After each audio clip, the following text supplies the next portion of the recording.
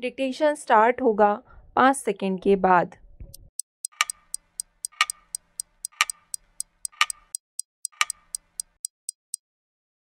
महोदय, हम स्वाधीनता की स्वर्ण जयंती मना रहे हैं। स्वतंत्रता प्राप्ति के पश्चात देश के लिए संविधान तैयार करने के लिए डॉक्टर भीमराव अंबेडकर की अध्यक्षता में एक समिति का गठन किया गया। संविधान को सर्वांगीण व सर्वसम्मत बनाने का भरपूर प्रयत्न किया। सर्वविदित तथ्य है कि सदियों से परतंत्र रहने के कारण भारत के पास ऐसा कोई लिखित संविधान नहीं था जो संविधान निर्माताओं का मार्गदर्शन करता। प्राचीन ग्रंथों में वर्णित कुछ ग्रंथ जैसे चाणक्य नीति, कौटिल्य का अर्थशास्त्र आदि थे, परंतु वर्तमान विशाल भारत के लिए कदाचित वह अप्रासंगिक हो गए थे। उस समय समिति के समक्ष England, America, France, Germany, Soviet संघ आदि के संविधान थे। अब प्रश्न यह था कि भारत के संविधान के लिए किस प्रणाली को अपनाया जाए। ब्रिटेन का संसदीय संविधान अथवा अमेरिका, फ्रांस, जर्मनी आदि की राष्ट्रपति प्रणाली। अब तक भारत ब्रिटेन के संसदीय संविधान के अंतर्गत ही प्रशासित होता रहा था, अतः यह प्रणाली कुछ सुपरिचित और सुगम सी लगी। फलतः उसे स्थगित करने का मन नहीं हुआ। ब्रिटेन का संविधान कोई लिखित दस्तावेज नहीं है, यह रीति रिवाजों, मान्यताओं और न्यायालयों में घोषित परिणामों का संग्रह मात्र है। दूसरे, इसमें राजतंत्र का प्रावधान है। वहाँ का राजा भले ही प्रतीकात्मक ही हो, परंतु है तो राजा। भारत तो लोकतंत्र है और इसमें राजा जैसी व्यवस्था का प्रश्न ही नहीं उठता, अतः उसे पूर्ण रूपेण नहीं स्वीकारा गया। दूसरा विकल्प राष्ट्रपति प्रणाली को अपनाने का था। इस प्रणाली को अमेरिका, फ्रांस, रूस सहित विश्व के 84 देशों ने अपनाया हुआ है। इस प्रणाली में राष्ट्रपति का चुनाव होता है और वही मंत्रिमंडल का गठन करता है। उसी पर सरकार चलाने का दायित्व होता है, अतः सारी शक्तियाँ व जिम्मेदारियाँ राष्ट्रपति में निहित होती हैं। इन दोनों प्रचलित प्रणालियों की अपनी अपनी विशेषताएं व त्रुटियां हैं। संविधान निर्माताओं को लगा कि राष्ट्रपति प्रणाली में राष्ट्रपति तानाशाह हो सकता है। संसदीय प्रणाली में समायोजन की राजनीति संभव हो सकती है, अतः दोनों प्रचलित प्रणालियों को अच्छी अच्छी बातें लेकर भारतीय संविधान का निर्माण हुआ। राष्ट्रपति का पद शामिल किया गया, परंतु ब्रिटेन के राजा की तरह नाम मात्र का सर्वोच्च अलंकारिक पद बन गया।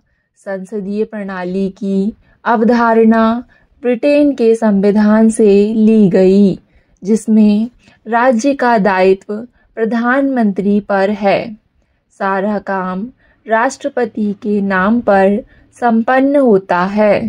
संविधान सभा को संबोधित करते हुए डॉक्टर अंबेडकर ने कहा था, हमारे सामने राष्ट्रपति प्रणाली और संसदीय प्रणाली दोनों विकल्प हैं और दोनों लोकतांत्रिक व्यवस्था के अंतर्गत ही आते हैं। फिर भी दोनों में मूलभूत अंतर है। संसदीय प्रणाली ज़्यादा उत्तरदायी व्यवस्था है, जबकि राष्ट्रपति प्रणाली में स्थायित्व अधिक होता है। हमारे संविधान निर्माताओं ने स्थायित्व के बजाय उत्तरदायित्व पर ज़्यादा जोर दिया। फिर भी सावधानी के तौर पर भारत में राष्ट्रपति और संसदीय प्रणालियों का सम्मिश्रण किया गया है। महोदय, संसदीय प्रणाली में भारत सरकार का उत्तरदायित्व सीधे नागरिकों के प्रति न होकर उनके द्वारा चुने हुए प्रतिनिधियों के प्रति होता है। यह व्यवस्था भारत के लिए उपयुक्त प्रतीत हुई।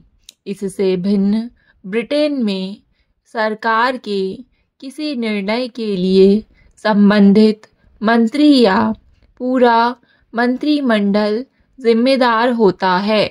इसे कैबिनेट व्यवस्था भी कहते हैं। ब्रिटेन में किसी सरकारी आदेश पर सीधे मंत्री हस्ताक्षर करता है, जबकि भारत में मंत्री केवल विभागीय मिसल पर हस्ताक्षर करते हैं और आदेश सचिव के हस्ताक्षर से जारी होते हैं। पिछले लगभग 58 वर्षों तक देश की सबसे बड़ी राजनीतिक पार्टी कांग्रेस ही रही है और अधिकांश समय तक वही सत्तारूढ़ रही।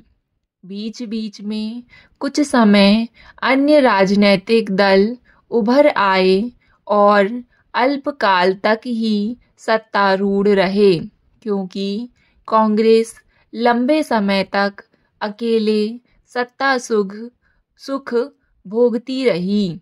उसे संविधान में किसी प्रकार का संशोधन व बदलाव करने की आवश्यकता अनुभव नहीं हुई। वैसे भी संविधान बनने के बाद भी भारत में व्यवस्था के प्रश्न पर लगातार विचार विमर्श होते रहे। क्या संसदीय प्रणाली हमारी इच्छाओं व आकांक्षाओं के अनुरूप सिद्ध हुई है? नेहरू जी ने कहा था कि यदि वह संविधान लोगों की मूलभूत आवश्यकताओं, रोटी, कपड़ा व मकान की समस्या हल ना कर पाया तो वह एक कागज का टुकड़ा मात्र है।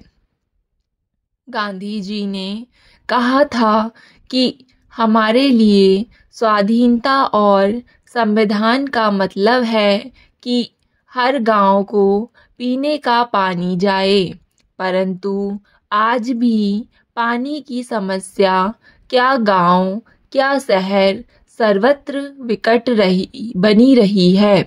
ऐसे में अगर संविधान समीक्षा की बात उठ रही है तो आश्चर्य नहीं। जो कुछ देश में घटित हो रहा है और जिस अनिश्चितता के दौर से देश गुजर रहा है, इसकी परिकल्पना कदाचित हमारे संविधान के निर्माताओं को नहीं रही होगी। कुछ वर्षों से देश में राजनीतिक उथल-पुथल मची हुई है। देश से कांग्रेस का राजनीतिक वर्चस्व समाप्त प्रायः है। छोटे छोटे बड़े कई राजनीतिक दल उभर कर आए हैं। फलतः एक ही दल की सरकार बनाने की स्थिति बीती बात हो गई है। अब मिलीजुली सरकार का दौर आ गया है। क्षेत्रीय दल राष्ट्रीय दलों पर हावी हो गए हैं।